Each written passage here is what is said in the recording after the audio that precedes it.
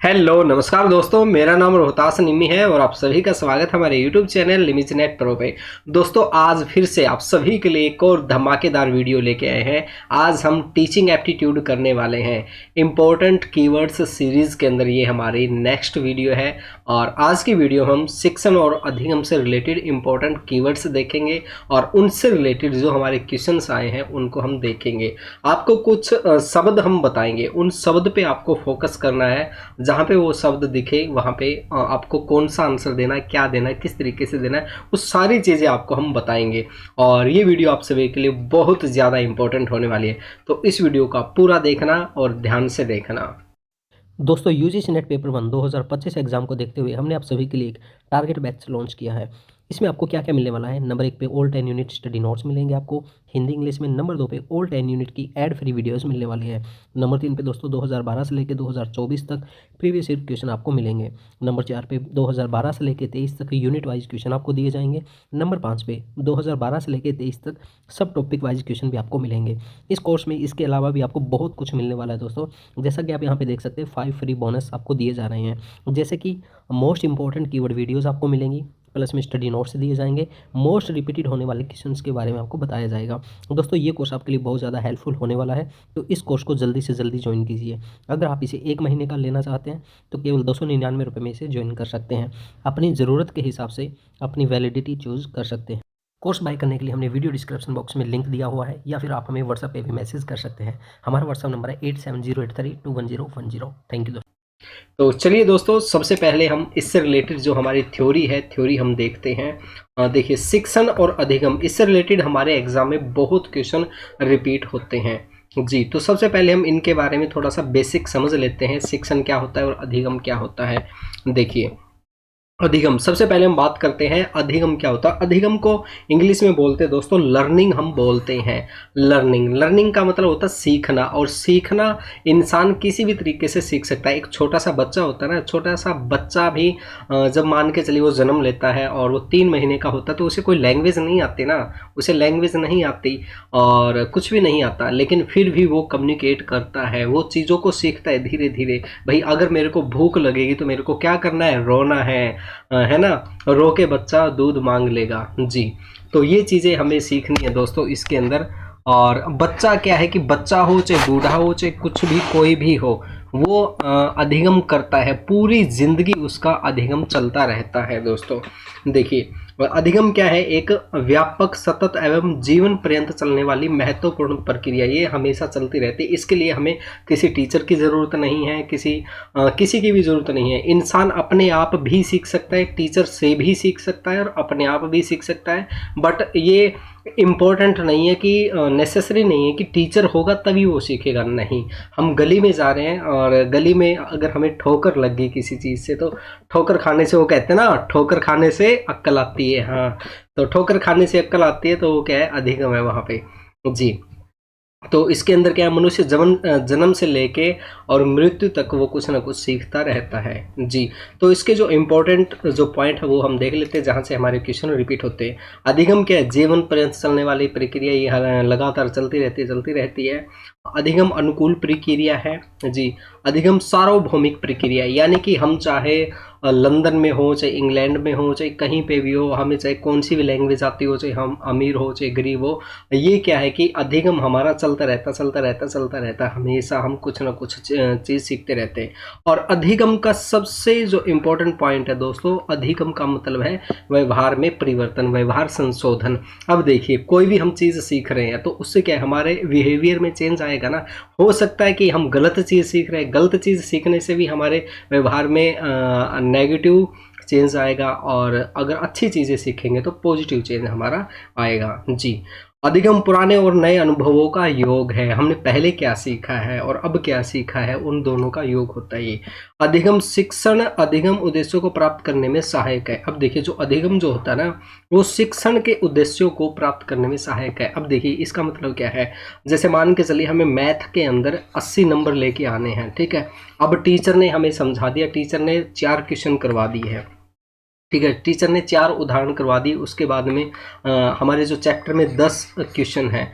अब देखिए, 6 क्वेश्चन तो हमें खुद करने होंगे ना, 6 क्वेश्चन हम करेंगे तो क्या है, हमारे नंबर 80% आ जाएंगे। तो ये क्या है, अधिगम शिक्षण के अंदर उसको उद्देश्य प्राप्ति में सहायक होते हैं जी।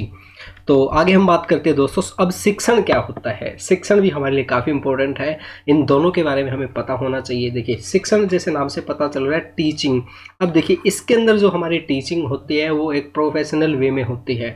शिक्षण विभिन्न शैक्षणिक प्रक्रियाओं के माध्यम से ज्ञान, कौशल, मूल्य, विश्वास और आदतों को प्राप्त करना है। अब देखिए ये क्या कह रहा है, शैक्षणिक प्रक्रिया। शैक्षणिक प्रक्रिया क्या होती है, जैसे कि हम एजुकेशनल इंस्टीट्यूट में जाते हैं, एकेडमी में जाते हैं, स्कूल में, कॉलेज में, वहाँ जाके जो चीज़ें हम सीखते हैं तो उसे हम क्या कहते हैं, शिक्षण कहते हैं। इसके अंदर क्या होता है, एक सिस्टमेटिक वे में हमें चीज़ें सिखाई जाती है। इसके अंदर यहाँ पे है क्या, नहीं है, चलो मैं आपको बता देता हूँ। इसके अंदर क्या होता है दोस्तों, एक व्यवस्थित और सिस्टमेटिक वे में चीज़ें सिखाई जाती है।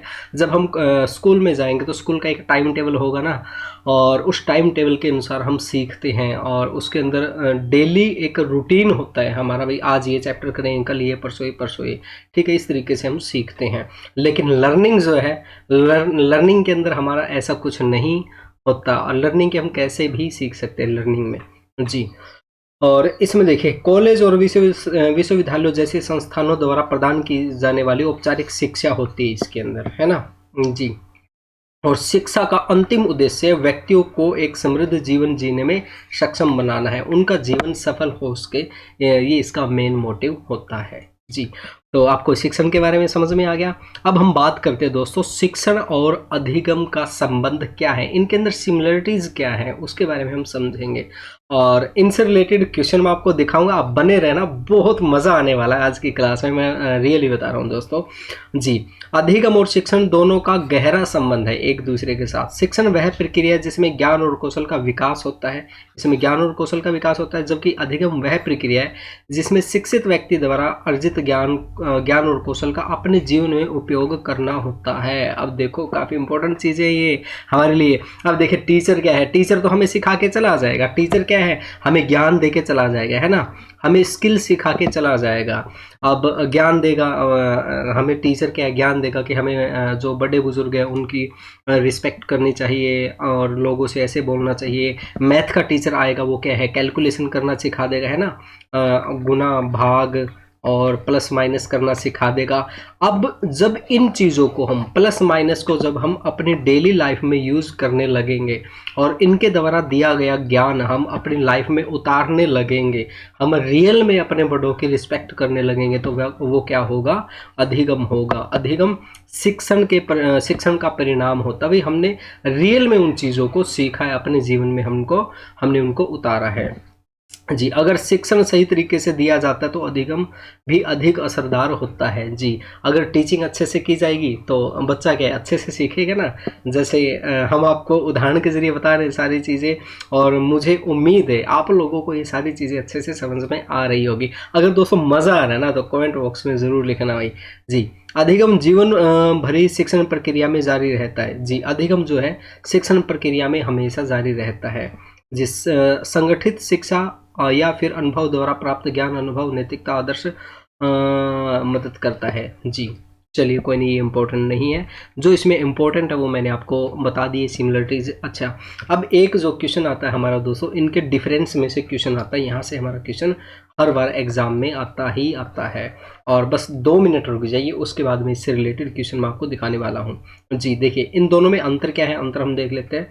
शिक्षण वह प्रक्रिया होती है जिसमें ज्ञान, कौशल, नैतिक मूल्यों का अभ्यास होता है, जबकि अधिगम वह प्रक्रिया है जिसमें व्यक्ति द्वारा अर्जित ज्ञान, कौशल और नैतिक मूल्यों का उपयोग अपने जीवन में किया जाता है। ये चीज़ मैं अभी पीछे बता के आया हूँ ना आपको। इसके अंदर क्या है, शिक्षण में तो क्या है कि हम ये चीज़ों को सीखते हैं, ठीक है, सीखते हैं, जबकि अधिगम में हम उसको अंदर अपने धारण करते हैं। समझ में आई ना बात। जैसे मान के चलिए हमने नैतिक मूल्यों पे एक प्रस्ताव याद रख लिया, है ना, एग्जाम में क्वेश्चन आ गया और वो प्रस्ताव हमने याद रख लिया, नैतिक मूल्य से रिलेटेड ऐसे वो हम लिखे आए, लेकिन उसको हमने अपने जीवन में नहीं उतारा, तो वो क्या लर्निंग नहीं है, वो क्या है, केवल शिक्षण है जी। देखिए शिक्षण एक कार्य है, शिक्षण एक कार्य है, कार्य मतलब क्या है, मतलब हमें एग्जाम के अंदर अच्छे मार्क्स लेके आने हैं। शिक्षण हम ऐसे कह सकते एज ए फॉर्मेलिटी है, लेकिन अधिगम क्या है, उसका परिणाम है। जब हम उसको रियल में अपने जीवन में उतारेंगे तो वो उसका परिणाम होगा। जी, शिक्षण एक सामाजिक कार्य है, जबकि दूसरों के हितों के लिए व्यवस्थित किया जाता है। शिक्षण क्या है, सामाजिक कार्य है ना। इसके अंदर स्कूल के अंदर एक पूरे समाज को शिक्षित करने का प्रयास किया जाता है। पूरा समाज अच्छा बने, हमारा शिक्षित बने, समृद्ध बने, ये कोशिश की जाती है। और ये क्या है, एक व्यवस्थित प्रक्रिया होती है, इसमें सिस्टमेटिक वे में सीखा जाता है। जबकि अधिगम एक व्यक्तिगत प्रक्रिया है। अधिगम क्या है, हम अकेला व्यक्ति भी सीख सकता है ना, अपने आप बैठा वो अपने आप सीख सकता है, हंसी मजाक में भी सीख सकता है, कैसे भी सीख सकता है, और उसे वो डर के भी सीख सकता है, कैसे भी वो सीख सकता है। जी, इसमें केवल व्यक्ति का हित होता है, जो ओनली 1% होता है उसी का इसमें हित होता है। शिक्षण करने के लिए अधिगम इसमें समाहित हो सकता है। देखिए, शिक्षण के अंदर अधिगम हो सकता है। अब देखिए, जब टीचर शिक्षण कर रहा है, टीचिंग कर रहा है, तो उसमें क्या अधिगम होगा ना। बच्चे अगर उसको अंदरूनी उतारेंगे तो वो क्या हो गया, वो अधिगम भी हो गया और शिक्षण भी हो गया। ठीक है, लेकिन यह आवश्यक जरूरी नहीं है, कोई ज़रूरी नहीं है। इसको हम कैसे समझेंगे, इसको समझना बहुत ज़्यादा ज़रूरी है भाई। ये पॉइंट आगे आएगा और आगे एग्जाम में भी आने वाला है, अभी मैं दिखाऊंगा आपको। देखिए, कोई टीचर हमें समझा रहा है, ठीक है, कोई टीचर हमें समझा रहा है, लेकिन कई बच्चे ऐसे होते हैं कि वो कुछ ना कुछ सोचते रहते हैं, वो कंसंट्रेट नहीं करते टीचिंग के ऊपर। तो क्या है, वहाँ पे अधिगम नहीं हो रहा ना। टीचर तो पढ़ा रहा है लेकिन बच्चा नहीं पढ़ रहा, बच्चा अपने जीवन में चीज़ों को नहीं उतार रहा। ठीक है, तो ये कोई ज़रूरी नहीं है कि शिक्षण के अंदर अधिगम हो, कोई ज़रूरी नहीं है, हो सकता है। समझ गए इस पॉइंट को? जी, अधिगम के लिए शिक्षण हो सकता है, लेकिन यह भी आवश्यक रूप से जरूरी नहीं है। अब देखिए, अधिगम मतलब अधिगम क्या होता है, सीखना होता है ना। सीखने के लिए टीचिंग हो सकता है, सीखने के लिए टीचिंग हो सकता है, लेकिन ये जरूरी नहीं है, क्योंकि ठोकर खाने से अक्ल आती है ना। ठोकर खाएंगे अक्ल आएगी, कुछ मतलब गलत काम हो जाएगा हमसे या जानबूझ के गलत काम करेंगे तो उसका परिणाम हमें भुगतना पड़ेगा। तो हमें क्या है कि वहाँ पे लर्निंग हो जाएगी, हम कुछ ना कुछ चीज़ सीखेंगे, लेकिन वहाँ पे टीचिंग तो नहीं कर रहा ना, कोई टीचर तो नहीं पढ़ा रहा हमें, लेकिन फिर भी टीचिंग हो रही है ना। जी, तो अधिगम के लिए शिक्षण हो सकता है। हो कैसे सकता है ये और बताता हूँ आपको। जैसे मान के चलिए टीचर है, टीचर हमें कोई अच्छी बात बता दे कि बेटा तू ना ऐसा करना, आगे जब जाए ना अपने लाइफ में तो ये काम कर लेना, मेरी इस बात को ध्यान रखना। ठीक है, इस तरीके से हमें चीज़ें सिखाते हैं। जी, तो शिक्षण, अधिगम के लिए शिक्षण हो सकता है, लेकिन ये भी कोई ज़रूरी नहीं है। जी, चलिए, तो अब हम इससे रिलेटेड क्वेश्चन करें भाई। और दोस्तों, मैं डायरेक्टली क्वेश्चन के आंसर आपको दिखाऊंगा, मॉक टेस्ट हम नहीं करेंगे क्योंकि अभी हमारे पास इतना टाइम नहीं है। ठीक है, तो अभी हम कम समय में ज़्यादा से ज़्यादा नॉलेज देना मेरा मोटिव है। जी, चलिए, अधिगम का सबसे उपयुक्त अर्थ क्या है, ये हम सबसे पहले क्वेश्चन करके आए थे ना। अधिगम, लर्निंग, देखिए मीनिंग ऑफ लर्निंग क्या है। कौशल अर्जन, व्यवहार संशोधन। ये देखो, हमारे व्यवहार में कुछ ना कुछ मॉडिफिकेशन होता है, मॉडिफिकेशन ऑफ बिहेवियर। अगर हम अच्छा सीखेंगे तो हमारे जीवन में अच्छी अच्छी चीज़ें आएंगी, है ना। अगर गलत सीखेंगे, हम गलत चीज़ों को सीखेंगे तो जेल जाएंगे, खतरनाक बन जाएंगे हम। तो हमारे बिहेवियर में चेंज आएगा हमारा। जी, आगे हम बात करते हैं दोस्तों। अगला क्वेश्चन है, अधिगम एक जीवन पर्यंत प्रक्रिया है। अब देखो, ये बात सही है गलत है, बताओ। अधिगम एक जीवन पर्यंत प्रक्रिया, अधिगम क्या है, पूरी जिंदगी चलता है ना, मैंने बताया था आपको, अभी हम पीछे करके आए हैं। तो ये ऑप्शन ए इसका सही है। आगे हम बात करते हैं आर की। अधिगम के उपयोगी होने के लिए इसे आवश्यक जीवन प्रक्रमों से जोड़ा जाना चाहिए। जी, बिल्कुल सही बात है ये देखिए, अधिगम के उपयोगी होने के लिए। अच्छा अधिगम कब होगा, जब हम उसको अपने जीवन से रिलेट करके चलेंगे, तभी तो उपयोगी होगा ना, है ना।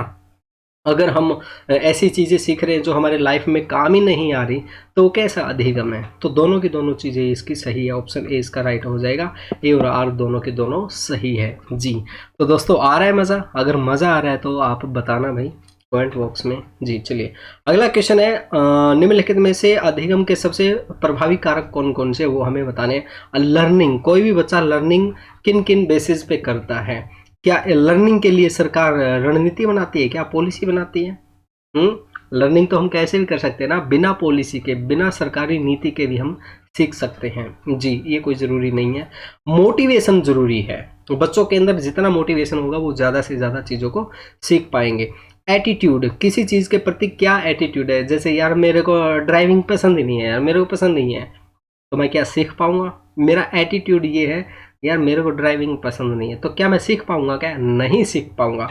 किसी चीज़ के प्रति हमारा क्या एटीट्यूड है, ठीक है। फिर है इंटरेस्ट, अगर किसी बच्चे को एक्टिंग करने में इंटरेस्ट ही नहीं है तो क्या वो सीख पाएगा? नहीं सीख पाएगा। अगर उसका इंटरेस्ट है खेलों के अंदर, खेल के अंदर बहुत ज़्यादा इंटरेस्ट है, तो वो खेल को ज़्यादा सीख पाएगा। तो ये 3 चीज़ें होना बहुत ज़्यादा ज़रूरी है, और इसका आंसर क्या है दोस्तों? ये है 2 है, BCD इसका राइट आंसर। जी बिल्कुल सही है। तो दोस्तों इस तरह से आपको एग्जाम में क्वेश्चन करने हैं। चलिए अगला क्वेश्चन हम करते हैं भाई। अगला है हमारा इसके अंदर शिक्षण अधिगम संबंधों के संदर्भ में निम्नलिखित में से कौन सा स्वीकार्य कथन है? शिक्षण और अधिगम के बारे में कौन कौन सी चीज़ें सही है वो हमें बतानी है। ये देखिए, जब छात्र किसी परीक्षा में असफल होते तो वह शिक्षक है जो असफल होता है। देखिए अगर टीचर पढ़ा रहा है क्लास में, उसके सभी स्टूडेंट फेल हो गए तो क्या है? टीचर भी फेल हुआ ना कहीं टीचर में भी कमी है जी। तो ये इसकी बात हम सही कह सकते हैं। प्रत्येक शिक्षण का उद्देश्य अधिगम सुनिश्चित करना होता है, ये बात सही है क्या इसकी? जी देखिए, टीचर जो भी हम पढ़ाता है ना, उसका उद्देश्य यही होता है कि बच्चा कुछ ना कुछ सीखे, उसका समाज सुधरे। हम शुरू में बात करके आए थे ना कि शिक्षण का उद्देश्य क्या होता है? एक समृद्ध समाज का निर्माण करना। तो टीचर हमेशा सही चीज़ें सिखाता है, लेकिन वो अगले पे डिपेंड करता है, बच्चे पे, उसका मीनिंग क्या निकाल रहा है, वो उसे सीख रहा है या नहीं सीख रहा। लेकिन हर टीचर का उद्देश्य यही होता है कि बच्चे कुछ ना कुछ अच्छी बातें सीख के जाएं। ऑप्शन 1 और 2 दोनों के दोनों सही है। अधिगम के बिना शिक्षण हो सकता है क्या? जी बताओ, अधिगम के बिना शिक्षण हो सकता है? बताओ बताओ बताओ बताओ। हो सकता है, इसने सकता की बात कही है भाई, पॉसिबिलिटी की बात कही है। जी हो सकता है, अधिगम के बिना शिक्षण हो सकता है। जैसे मान के चलिए टीचर तो बता रहा है लेकिन बच्चे सीख ही नहीं रहे हैं, बच्चों का ध्यान ही नहीं है, ध्यान पता नहीं कहीं और है ध्यान, ठीक है। तो ऑप्शन इसका 3 भी सही होगा। उसके बाद में हम बात करते हैं शिक्षण के बिना कोई अधिगम नहीं हो सकता। अब ये देखिए, ये बात इसकी सही है या गलत? बताओ बताओ बताओ बताओ। राइट आंसर, शिक्षण के बिना अधिगम हो सकता है क्या? अधिगम मैंने बताया था ना, अधिगम हम कैसे भी कर सकते हैं, उसमें कोई टीचर की आवश्यकता नहीं होती। तो शिक्षण के बिना अधिगम हो सकता नहीं हो सकता, ये इसकी बात गलत है जी। कोई शिक्षक शिक्षण करता किंतु वह सीखता भी है। जी ये बात बिल्कुल सही है। टीचर जब टीचिंग करता तो खुद भी सीखता है उन चीज़ों को, ये बात सही है। अगला ऑप्शन है वास्तविक अधिगम का अभिप्राय कंठस्थ किए जाने वाला अधिगम है। जी गलत बात है, ये बात कर रहा है कि अधिगम का मतलब है जब हम किसी चीज़ को रट लेना तो वो क्या होगा? हमारा अधिगम होगा। तो ये बात सही है क्या इसकी? गलत है ये इसकी बात जी। तो राइट आंसर इसका क्या होगा? ऑप्शन 2 होगा। 1 2 3 और 5 ही इसका राइट आंसर होगा। चलिए आगे हम बात करते हैं दोस्तों, शिक्षण और अधिगम की प्रकृति एवं उद्देश्यों को सर्वोत्तम रूप से कौन कौन से प्रस्तुत कर रहे हैं वो हमें बताना है। अब देखिए, इसमें हम बात करते हैं सबसे पहले, शिक्षण एक विक्रय के समान है, अधिगम एक खरीद के जैसा है। चलिए इसको हम एक टाइम के लिए छोड़ देते हैं, हमें इसके बारे में नहीं पता, ठीक है, इसको न्यूट्रल रखते हैं। आगे हम बात करते हैं दोस्तों, शिक्षण एक सामाजिक कृत्य है जबकि अधिगम व्यक्तिगत कृत्य है। ये बात करके आए थे क्या? बताओ भाई, ये हम पढ़ के आए थे ना। शिक्षण क्या है? शिक्षण एक सामाजिक कृत्य है, सामाजिक कार्य है, जबकि अधिगम क्या है? एक व्यक्तिगत कार्य है। ये इसका ऑप्शन 2 बिल्कुल सही होगा। आगे हम बात करते हैं, शिक्षण में अधिगम निहित है। शिक्षण के अंदर क्या है? अधिगम निहित है, क्योंकि शिक्षण जब हम करेंगे, शिक्षण का उद्देश्य क्या है? कुछ ना कुछ सिखाना बच्चों को, जबकि अधिगम शिक्षण को समाहित नहीं करता। अब देखो, अधिगम शिक्षण को समाहित नहीं करता, तो ये बात इसकी सही है जी, ये बात इसकी सही है। आगे बात करते हैं, शिक्षण एक प्रकार का ज्ञान का अंतरण है जबकि अधिगम इसके प्राप्त करने जैसा है। अब देखिए, ये देखो, ये काफ़ी इम्पोर्टेंट चीज़ है हमारी। देखिए शिक्षण ज्ञान का अंतरण है, इसको इंग्लिश में हम पढ़े तो क्या, teaching is a kind of delivery of knowledge while learning is like receiving it. ये देखिए इसको भी एक टाइम के लिए हम न्यूट्रल छोड़ देते हैं, हम इसके बारे में अच्छे से नहीं कह सकते, ठीक है। शिक्षण एक अंतक्रिया है और प्रकृति में तृप्ति है, जबकि अधिगम एक विषय के अंतर्गत सक्रिय कार्य है। जी, ये भी हम न्यूट्रल के लिए छोड़ते हैं। अब हम देखते हैं हमारे जो राइट आंसर क्या हो सकते हैं। ऑप्शन बी और ऑप्शन सी हमने देखा था ना, एक मिनट रुकिए। ऑप्शन बी और सी, बी और सी किसके अंदर है, बी और सी एक तो इसके अंदर है, ठीक है, और एक बी और सी इसके अंदर है। अब देखिए इसके अंदर हम बात करते हैं कि बी, ये तो हमारा कैंसिल ही हो गया, ठीक है। इसके अंदर तो ऑप्शन ये है, ई है, और इसके अंदर है ऑप्शन ए है। अब देखिए ए सही होगा या ई सही होगा। शिक्षण एक विक्रय के समान है और अधिगम खरीद के जैसा, ये नहीं है दोस्तों, शिक्षण विक्रय के समान नहीं है। तो राइट आंसर इसका क्या होगा, इसका राइट आंसर ऑप्शन 2 होगा दोस्तों, ये इसका राइट आंसर है। तो दोस्तों कई ऑप्शन अगर आपको समझ में ना आए, भाई इसका ये हमें कंफ्यूजिंग है, तो आप 2-3 ऑप्शन को लेके भी दूसरे ऑप्शन को एलिमिनेट कर सकते हैं। जी, तो इस तरह से आप क्वेश्चन का आंसर दे सकते हैं। और आगे दोस्तों हमारे काफ़ी क्वेश्चन है भाई एग्ज़ाम के अंदर ये आए हुए हैं, अगर आप इनको देखना चाहें तो देख सकते हैं। ये नोट्स आप ले सकते हैं, हमारी ऐप निमिज नेट में मिल जाएंगे। और वहाँ पे आपको कहाँ पे जाना है, वहाँ पे आपको पेड कोर्स में जाना है और वहाँ पे कंटेंट पे क्लिक करना है और स्पेशल क्लास लिखी हुई मिलेगी आपको। स्पेशल मोस्ट रिपीटेड क्वेश्चन की एक फोल्डर मिलेगा आपको नंबर 1 पे, उसमें क्लिक करना है। वहाँ पे आपको टीचिंग एप्टीट्यूड का फोल्डर मिलेगा, वहाँ पे आपको ये नोट्स मिल जाएंगे, वहाँ पे सारे के सारे क्वेश्चन आप देख सकते हैं। जी हाँ, और इसमें ये देखिए और हम क्वेश्चन करें, ये देखिए और क्वेश्चन हम देखते हैं। ये देखिए, अब देखिए ये क्वेश्चन है हमारा, समस्त शिक्षण का उद्देश्य अधिगम को सुनिश्चित करना होता है। सारे शिक्षण का उद्देश्य क्या होता है, अधिगम को सुनिश्चित करना। जी, समस्त अधिगम शिक्षण का परिणाम होता है, ये बात तो गलत है ना इसकी। सारा अधिगम शिक्षण का परिणाम नहीं होता भाई, हम अपने आप भी चीजें सीखते हैं। तो ऑप्शन ए इसका सही है और आर क्या है, वो गलत हो जाएगा। जी, आगे हम देखते हैं इसके अंदर ये देखो यही क्वेश्चन हमारा फिर से रिपीट हुआ है। सामाजिक शिक्षण एक सामाजिक कृत्य है जबकि अधिगम निजी कृत्य। ये देखो ये हमारा ठीक है ना, हम अभी पीछे करके आए थे, शायद 2 क्वेश्चन पहले हम ये करके आए थे। और इसके अंदर हम देखते हैं जी, तो और इसमें देख लेना भाई, काफ़ी क्वेश्चन काफ़ी ऑप्शंस है जो आपको रिपीट इसमें मिलेंगे। और हम देखते हैं, ये देखिए निम्नलिखित में से किस में प्रभाव की दिशा एक तरफा होती है। Which of the following the direction of influence is mainly one way. एक तरफा किसके अंदर होती है वो हमें बताना है। ये देखिए काउंसलिंग है, काउंसलिंग के अंदर क्या होता है, 2 लोग होते हैं ना जी। गाइड हम कर रहे हैं, किसी व्यक्ति को गाइड कर रहे हैं तो उसमें भी क्या हो गए, 2 लोग हो गए, 2-3 भी लोग हो सकते हैं। टीचिंग है, टीचिंग में क्या होगा, एक टीचर होगा और एक स्टूडेंट होगा, इसमें भी 2 हो गए। लेकिन लर्निंग क्या है, लर्निंग मैंने आपको बताया कि हम अपने आप भी कर सकते हैं लर्निंग, तो ये क्या हो गया हमारा 1 वे हो गया। तो इसका राइट आंसर ऑप्शन 4 हो जाएगा जी। और 1-2 और क्वेश्चन हम देखते हैं ताकि आपको अच्छे से चीज़ें समझ में आ जाए जी। सभी शिक्षण में अधिगम, अच्छा ये क्वेश्चन भी आप देखना चाहिए तो देख सकते हैं। देखिए ये क्या कह रहा है, क्वेश्चन 6, सभी शिक्षण में अधिगम निहित होता है। ये बात इसकी सही है या गलत है, सभी शिक्षण में अधिगम निहित होता है जी।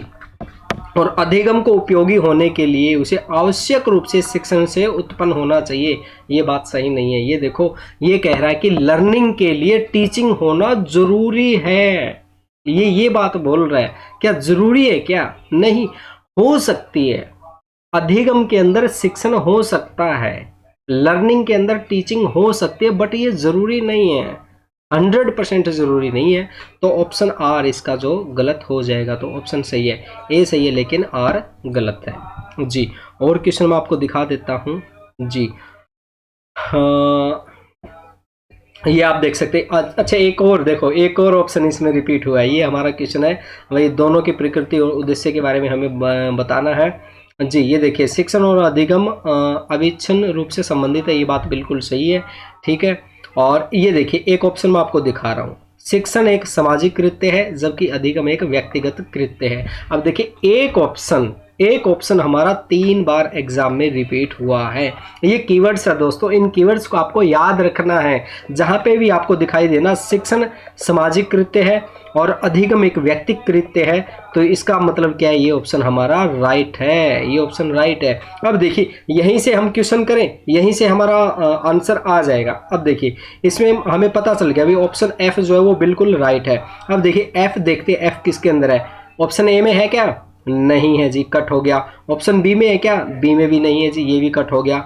ऑप्शन सी की बात करते हैं, सी में है और डी में है, ये देखिए एफ है, एफ है। अब हम बात करते हैं ए सी और डी ई में कौन सा है।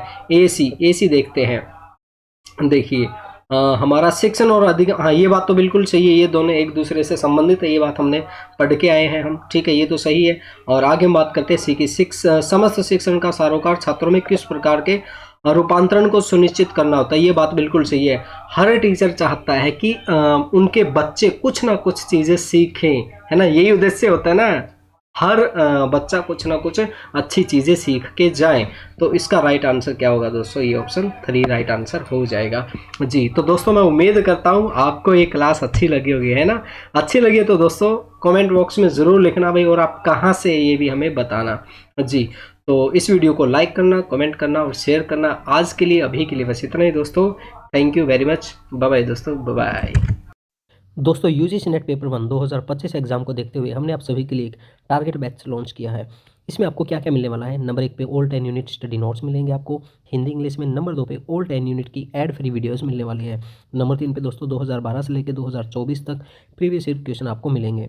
नंबर 4 पे 2012 से लेकर 23 तक यूनिट वाइज क्वेश्चन आपको दिए जाएंगे। नंबर 5 पे 2012 से लेकर 23 तक सब टॉपिक वाइज क्वेश्चन भी आपको मिलेंगे इस कोर्स में। इसके अलावा भी आपको बहुत कुछ मिलने वाला है दोस्तों, जैसा कि आप यहाँ पे देख सकते हैं 5 फ्री बोनस आपको दिए जा रहे हैं, जैसे कि मोस्ट इंपॉर्टेंट कीवर्ड वीडियोस आपको मिलेंगी, प्लस में स्टडी नोट्स दिए जाएंगे, मोस्ट रिपीटेड होने वाले क्वेश्चंस के बारे में आपको बताया जाएगा। दोस्तों ये कोर्स आपके लिए बहुत ज़्यादा हेल्पफुल होने वाला है, तो इस कोर्स को जल्दी से जल्दी ज्वाइन कीजिए। अगर आप इसे 1 महीने का लेना चाहते हैं तो केवल 299 रुपये में इसे ज्वाइन कर सकते हैं।